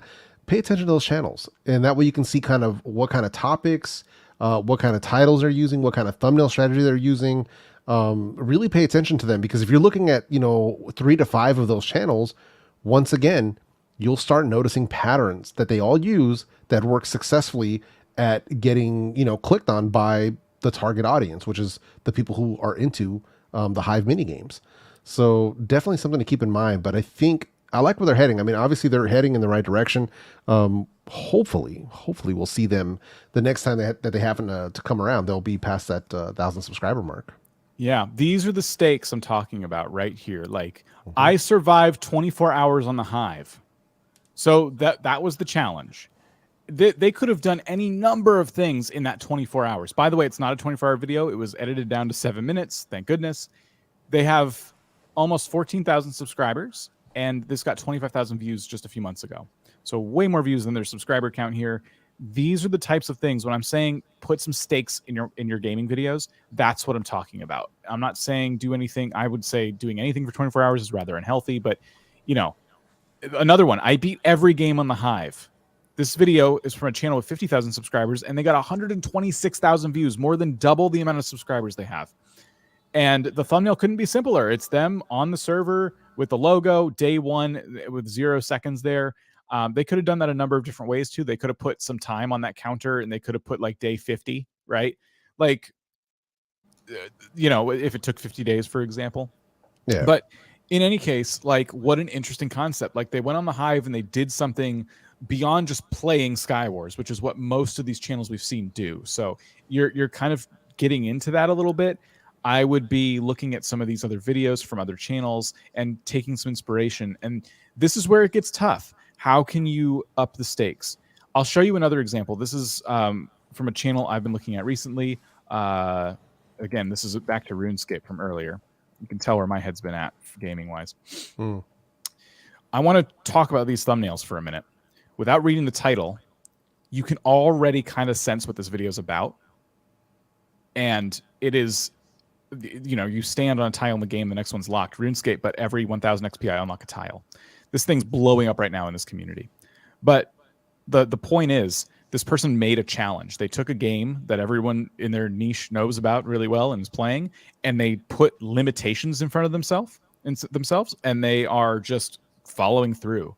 So every 1,000 XP they unlock tiles, and the thumbnails couldn't be simpler. They're unlocking more tiles and reaching a destination in like all of the rest of these thumbnails. And this must have taken like a bunch of brainstorming. Like it's the simplest concept to convey to an audience, but it was probably a lot of brainstorming that went into creating this idea. But that's what sets you apart. That's what gets like a 1 million view video. You know what I mean? Yep. I'm not saying that's what you have to do. I'm just saying that's the upwards like potential here, right? Yeah. Like you can do these smaller challenges, you can get thousands of views, but try to keep working towards that big thing, you know, like what's that like mind-blowing, like, oh my gosh, I don't think anyone's ever tried this before and it's so simple, you know. I'm just trying to inspire right now. I hope that this isn't taken too literally. I'm hoping that seeing stuff like that can kind of put you in the mindset that I'm in right now when it comes to gaming content. The gaming content that I'm seeing right now that's successful has like stakes to it and interesting challenges, and you know, that's the kind of stuff that's really just taking gaming on YouTube to the next level. Yeah, it's the twist. It's not just gaming, Dan. Yes. Just to be clear, it's not just gaming, because you're right. There's a lot of other channels that are doing, whether it's reactions, whether it's automotive. Like when they're putting a stake on it, you'll see this throughout YouTube. It's basically the regular stuff has been done to death. It's how can I add a twist to the regular stuff that's going to get you to click? How can I add some intrigue? And that means that you, as a creator, have to step up. You have to step up and take it one step further than the other 1,000 creators making the exact same thing you're making. That's the difference. Yeah. And I think this channel is playing with those ideas. I think they're getting really close to something here. So best of luck to you. And we'll go on to the next non-gaming channel here with The Claw. And The Claw is going to pick number 288. That's like, I told it 290. And 289 is where we're at right now here. That's funny. 288. Okay, so someone who just submitted. Yep. You're probably still here live. We're going to check out your channel. And everyone who's been submitting for months is like throwing their hands up in the air. They're crashing their keyboards. The Traveling Donkey's about to hit 15,000 subscribers. Congratulations. Hey, nice. So what do we got here? So obviously a travel channel, but really looks wildlife focused. Yeah, this is looking like out on the safari kind of thing, because I don't know how, I'm assuming you kind of got to go far to see some lions. I mean, in this type of a backdrop, I'm assuming. So my guess is that they're in the motherland, would be my guess. It's like usually it's about animals eating other animals. I'm getting really sad. I'm trying like not to just stop on thumbnails like that. Yeah, no, I hear you. Bear cubs, yeah, buffalo and labor, intense zebra crossing. It's this, to me, I'm getting the feel that they're actually out there. Like this doesn't feel like I'm looking at a zoo. You know what I mean? This isn't giving me zoo vibes at all. So, oh yeah, this is the real deal. Yeah, this is it. This is the real deal. Wow. Okay. This is how you use your unique circumstances and benefit on YouTube. Wow. This is wild, literally and figuratively. Yeah, no, nice, man. I like what I'm seeing, and this makes a lot of sense why this would be picking up subscribers and stuff. It's interesting. Yeah, it is. I'm not like a wildlife person myself, but this is like I'm gripped. Yeah. Look at them go. Yep. Yeah, river crossings are dangerous, as I've learned from playing the Oregon Trail.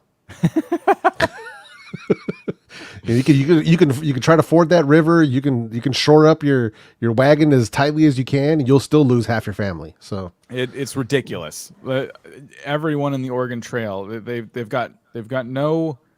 It seems like they have no will to fight. They're just so willing to like lay down and die, and no immune system whatsoever either. Yeah. What are you doing going on trips like this without any immune system? Like, goodness gracious. Exactly. Cheetah Cubs Hunt 4K. So this video did really well. I kind of wonder, because it did so well, I kind of wonder what could have been done to make it even better, because this is really hard to read. Yeah. You got yellow text on like a yellow animal. You know. Yeah, that's the only thing. I kind of wonder sometimes where with something like this, would it have worked better without the text? Or kind of how they did the rare rhino sighting, where it's the yellow over the green grass. That's a little bit, there's more contrast there, so you can see it a little bit clearer. But putting the text over the animals themselves kind of covers it up a little bit. So sometimes, from what I've seen with some of the wildlife channels, nature channels, stuff like that, it'll just be a picture. They'll let the title do the talking. Because, when you're looking at a cheetah, they're beautiful, beautiful animal. let the animal speak for itself. Let that tell the story in the thumbnail. So it's just something to think about. Maybe give it a try where all you see is just the animal, no text, and just let the title speak for itself. Yep. I mean, I just typed in rare rhino. Okay, sorry. Animal videos. Man, whatever gets the click, man. Whatever gets the click, I suppose. But these are very clear. Yeah. You know, so I think the photography is an issue because they have to stay really far away. Of course. Yeah. But what I would have done when you have a lot of negative space like this, instead of saying rare rhino sighting, obviously it's a rhino. Obviously it's a sighting because you got a picture of it. So just the word rare, right? If you need any text at all, just the word rare with an arrow pointing at the rhino. Yep. And that, I think, alone is a much more intriguing concept. Like, you found this. Like, this is a rare animal that you found while you were out.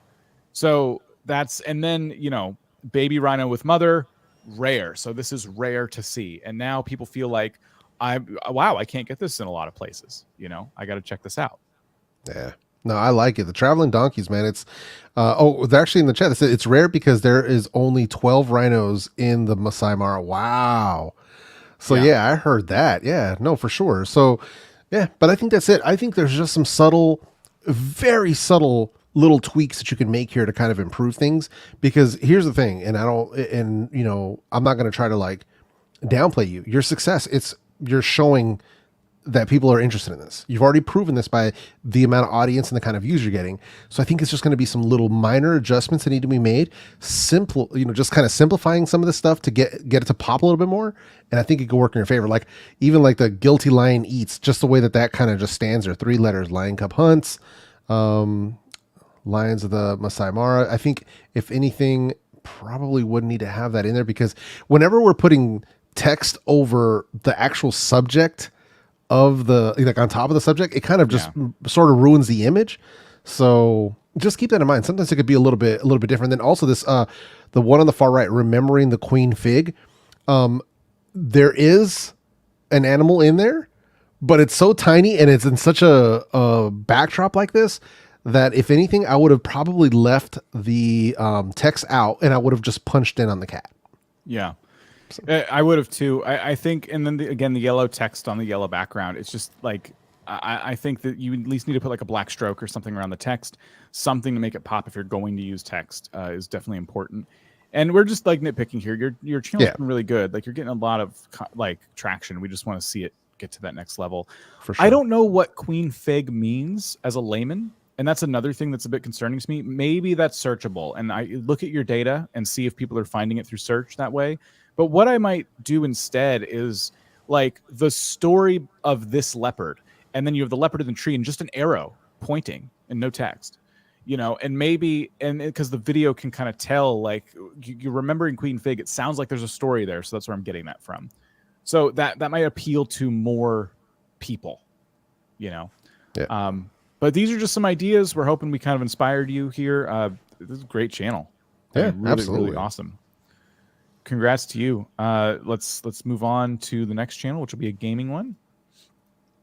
The Claw has spoken. And it chooses 244, really late in the form today. I was waiting for 287. Yeah. So those of you who have been submitting recently have been lucking out today. Yep. It's picking the recent submissions for some strange reason.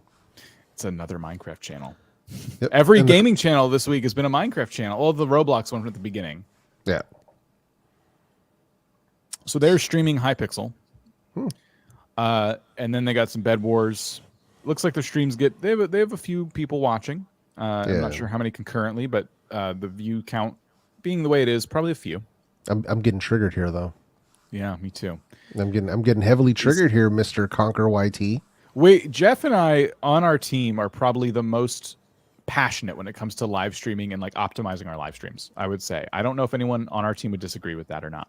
Yeah.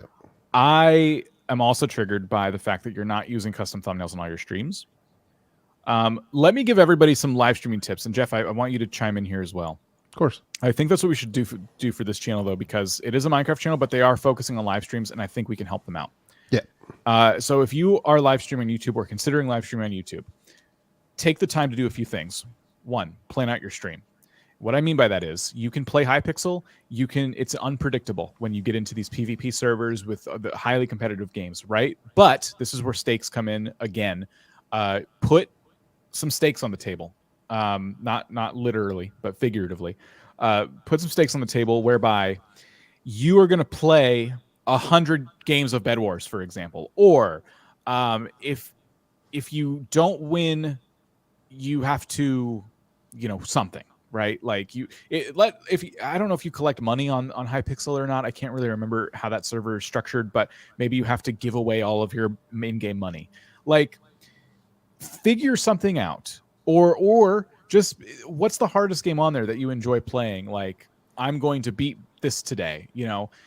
What I'm trying to tell you is give me a reason to watch, because a lot of people are playing Hypixel Skyblock. That's just a fact. A lot of people are playing this right now. So what are you doing in Hypixel today? Even if it's Bed Wars, like even that would be more information. And also take away the part numbers. These are live streams. Like, do I need to watch part 6 before I can watch you stream part 7? Probably not. Yeah. Like, these are not series where you're like building a city. I imagine maybe you are. It looks like maybe you are building. Well, in that case, the part numbers are a little bit helpful if that's what you're doing. I can't tell if they're mini games or not. Yeah. They could be. It's hard to say because these servers are so well built. You never know. It looks like it might be mini games. But yes, streaming Hypixel, get rid of the part numbers. Make this accessible for people who are finding you through search, who are searching for Hypixel, and YouTube is surfacing your live stream to them. It's like, okay, playing Hypixel, but what about it, right? Give yourself some stakes, help your stream stand out. That's number one. Number one took a while. I'll try to make number 2 short. Number 2, set up what is called a replay buffer. If you're using Streamlabs OBS or OBS Studio, you can set up a replay buffer. Set it up for a time interval of your choosing. The less amount of time, the less resource on your computer it uses. I like about 3 minutes. That's like a good, comfortable time for me. And every time something incredible happens, what you do is if you have a Stream Deck or you just have a hotkey on your keyboard, you hit that button and it'll take the last 3 minutes and save it for you on your computer. And now you have a clip. You go in, you edit the clip down to either a YouTube short or just a short video. And that becomes content you post on your channel in between live streams. And now you have searchable, interesting videos helping your channel grow while you're not live, which is the main benefit of streaming on YouTube. The discovery algorithms that are in your favor where you do not have that on sites like Twitch.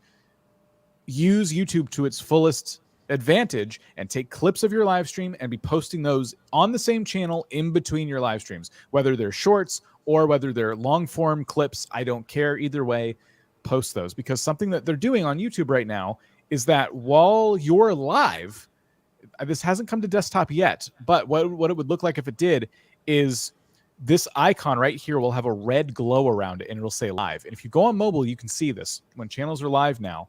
Like, we're live now, right?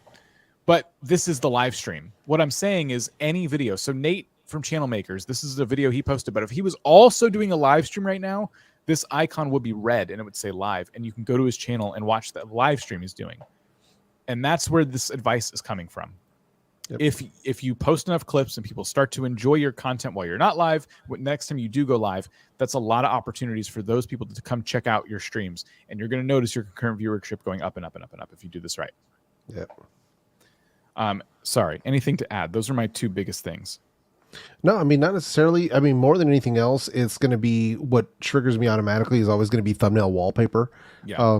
That's something where if it looks exactly the same, why should I click on the next one? What's different from me clicking from one to the next? So that falls into the strategy of planning out your live streams so that what are we going to do? And what is going to be today? What is my goal for the day? What am I going to aim for?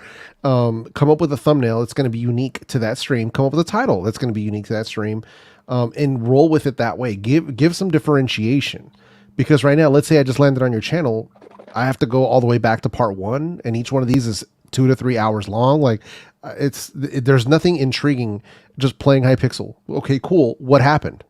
Give me a reason to click on this. Give me something intriguing to click on it. Let's say, and just like, what Dan was talking about, setting up the buffer so that you can record clips, because then that way you can save the best moments and then give somebody an actual reason to click other than just watching you go about your day playing this game.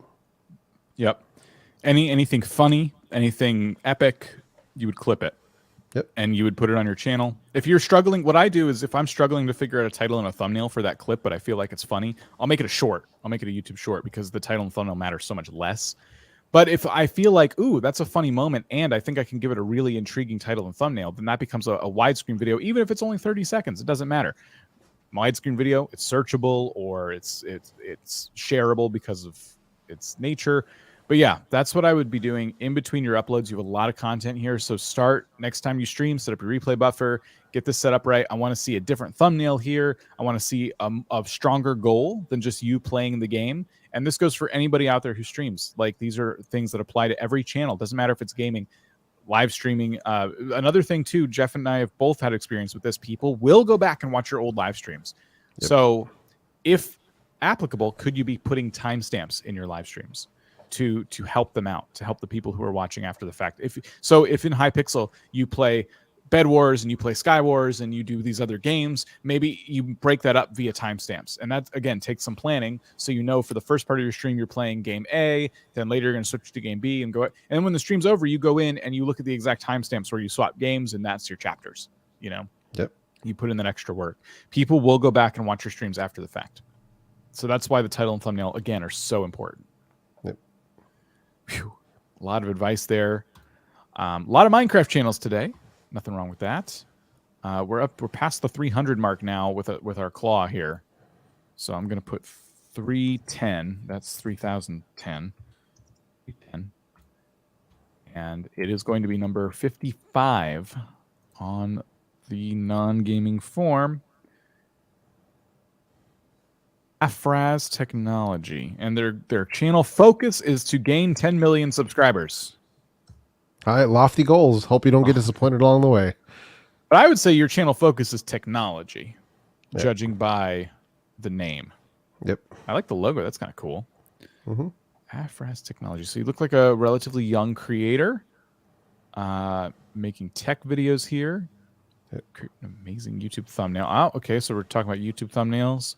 4 secret features on iPhone and iPad that you don't know. Secret features, iMovie, iPad. Looks like heading tags and HTML. So, Jeff, this looks like the classic example of like a tech channel that's kind of like trying all different areas of tech. Yeah, 100%. And they would really need, and then they were doing Rubik's cubes and stuff. So I get this. We're talking about, this is a young man here, you know, and we have varying different things that we want to do. One thing that Afraz Technology, if they want to be a tech channel, they have to focus on tech. Yeah. So that's one thing. So how to create a YouTube thumbnail tutorial using Canva. Cool. Got you some views. Is that a tech channel video? No. That's a video for a different type of channel. So 4 secrets on iOS and iPad shouldn't be on the same channel as how to create an amazing thumbnail. You know what I mean? Or so it's just one of those things where channel focus. Now, congrats, you've got 100 subs, so awesome. That's great to see. But what we need to do is focus. That's really the biggest thing here is you need to decide what type of channel you want to be, and don't make videos just to make videos. Like Afraz Technology intro videos. It's honestly, it's a waste of time. Don't bother doing that. Just make the videos. Oh no, it's not their trailer. Yeah, that's what I mean. I mean, if it was a trailer, it'd be one thing, but why? Why have this published? This video right here, even if it's your intro that you're going to put at the beginning part of your videos, which I'm totally against, it's one of those things where you can have this unlisted. It doesn't have to be a public video on your channel. So just unlist it. It doesn't have to be there. Yeah. All the videos that should be on your channel are videos that serve your viewers, the target viewers. That's it. So that's really what it comes down to. But I think more than anything else, what they need to do is focus. Figure out who they want to target. Do I want to make videos for Apple viewers and Apple consumers? Do I want to make videos for people who are looking to how to create thumbnails and how to make better titles and YouTube strategies? Is that what I want to do? Okay, cool. Go that direction. But pick a direction is really what it comes down to. I watched a video the other day, and they had one of these animated intros, like the one I just played, Afras's intro, but it was much longer. It was like 10 seconds. And I really wanted to see what the heck was in this video. But they spent the first part on the intro, which was 10 seconds. Then they had to convince me to watch the video. So they were sitting there talking about what they were going to do and why, like basically trying to sell me on it. And then they kind of I thought they were going to start, and then they kind of shifted gears again and said, by the way, like and subscribe, and did that whole spiel. Because we're going to do, and then they repeated what they already said a little while ago. So like they spent the first minute and a half of their video trying to sell me on them and watching their video, trying to get me to like when nothing happened yet. And when I see intros like this, I like that it's 4 seconds. It's very short, which is great. But that's like the kind of thing I would warn any creator against, is like, get right into the content. Don't do these really big padded intros on your videos. Like just get in there. Like I clicked on it, and by the time a minute passes and you're done trying to get me to subscribe to you or hit like or whatever, I'm already so mentally checked out. Like somehow I didn't click off this video yet. And I was glad I didn't, because the content that came up next was valuable. It's what I wanted. But had it just started like that, you know, and then later they did like a call to action or something, I would have been all in. I would have been on board with that. But because I expect now, as someone who's watching this creator for the first time, now I expect every video to start this way. There's a low to zero chance that I click on their next upload, because I just don't want to go through their mystery intro. I don't know how long this thing's going to be or when I'm going to get to the meat of the content. Yeah, no, I completely agree. So that's one of the things where, like, let's say, and this applies to everybody, right? And I think this is a kind of a psychology thing, because many people, including many of you in the chat, many people in this live chat right now, are really focused on subscribers, right? And so that bleeds into your content. Viewers don't care. They don't care about that. They care for the content that you put on your title. Yeah. So get into that. If you're going to make a video about making a custom YouTube tutorial on Canva, the very first words out of your mouth better not be, my name is this, and this channel is this, and in this video we're going to do this, and you should like and subscribe. Yep. None of that. The very first word should be step 1. Boom, boom, boom, boom, boom. Yep. Step 2. Boom, boom, boom, boom, boom. Step 3. Boom, boom. Hey, if you're liking the content that I'm giving you, please feel free to hit that subscribe button. Step 4. Boom, boom, boom, boom, boom. So get into it. There's so many people that waste so much time with not doing calls to action correctly. If you're going to do them, you have to put them somewhere in the video where you've already given value. Yep. That way, people, you've already proven it. So don't tell me what you're going to do. Show me what you're going to do. Don't waste my time. You need to be in the meat and potatoes of your video in the first 15 seconds. So that's the thing. So that's one of the things where I don't want you wasting any of that time with any of that nonsense, because like I said, we have this mindset when we're first getting started. Oh man, I got to get subs. I got to get subs. I got to get subs. I got to do anything it takes to get subs. No, what you need to do is satisfy the viewers and what they came to see. Earn those subs. That's what it really comes down to. So I hope that little bit, I know I went off on a tangent, but I hope that helps. We should also say that like most of that was not directed at you, Afraz, specifically. Yes. We saw your intro and went off on an intro tangent. Your videos are very short. I imagine there's not a lot of time for you to explain who you are and why we should subscribe. So that is really cool. The advice for you, since it's been a month since you uploaded, you might be in this position where you're like, I would really like to figure out what kind of tech channel I am. And that's really what it's going to be. Like if you haven't uploaded in a month, I have a feeling that that's kind of where you're struggling right now, is what should I upload next? What kind of tech channel am I? So like I see here, you did a Canva video and you did a video about publishing a website. Maybe you are a channel that helps people build websites. You know what I mean?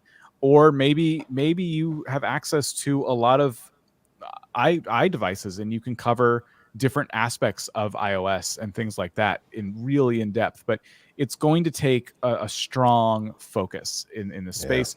Jeff's a tech channel, but you cover specifically headphones. Correct. Focus. Yep. So are you a tech channel or are you a headphone channel?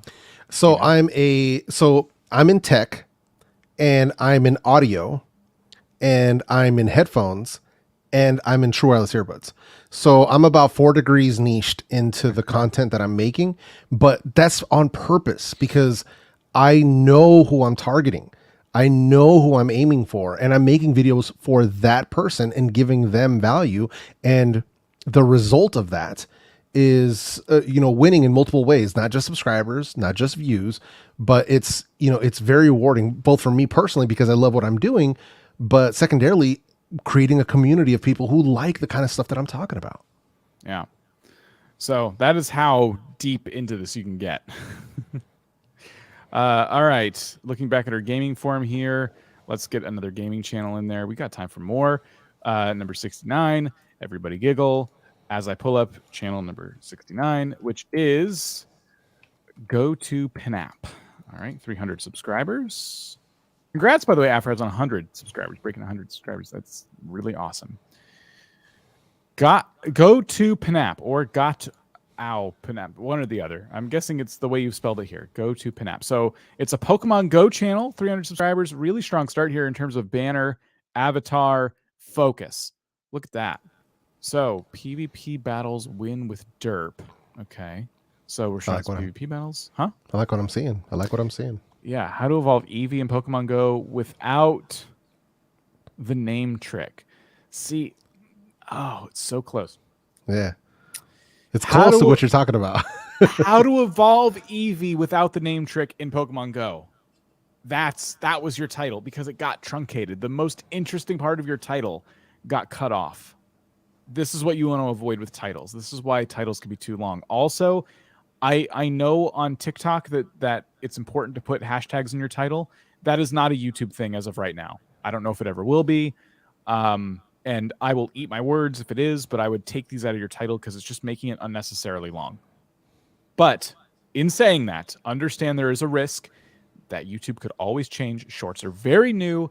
And if it works on TikTok, YouTube might try to make hashtags a thing. But their platform is so big at this point, and the hashtags have been around forever, but they've never really been a thing. I don't know. But I'm just saying they make the title very long. At least they're at the end. So there's that. How to get a Shundu in Pokemon Go. Okay, interesting. Got some more views there, and it is a short. Also, by the way, when I say that, I know YouTube said you could put hashtag shorts, but they said in the title or description. So if you're going to put that many hashtags, you might as well throw them in the description because they'll probably, if hashtags ever become more of a thing, it'll probably work like that as well because YouTube wants titles to be clean and clickable, in my opinion. Complete guide to XL Candy in Pokemon Go. So I like this. I like that they're balancing between long form and short form videos in the Pokemon Go space. It seems like you're giving a lot of really awesome practical tips. Why are these view counts so low? I gotta ask, what am I missing here? Pokemon Go. All right, let's see. 4 hours ago, a video from big channel here. This was huge for me. They're getting tons of views right now, 512 views per hour.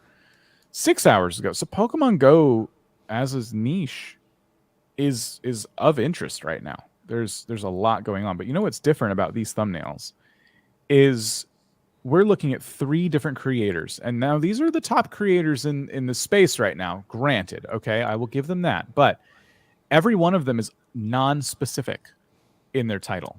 You noticing that? I thought I would never get this shiny. Stuffle Tips. This was huge for me. Stuffle Tips is probably the most specific one here, but it's so short. Stuffle Tips, Pokemon Go.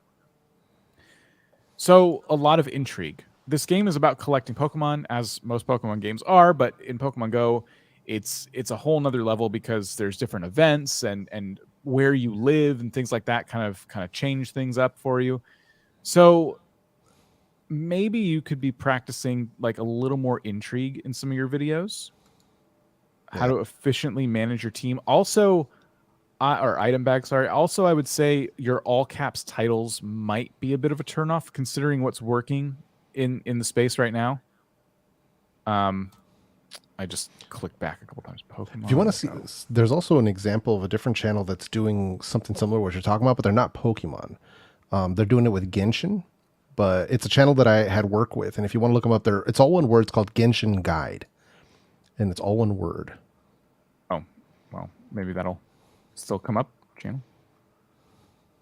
This they've got over 10,000. It's am I literally spelling it one. wrong? No, you're spelling it right. It's just no space. It's all one word. There they are.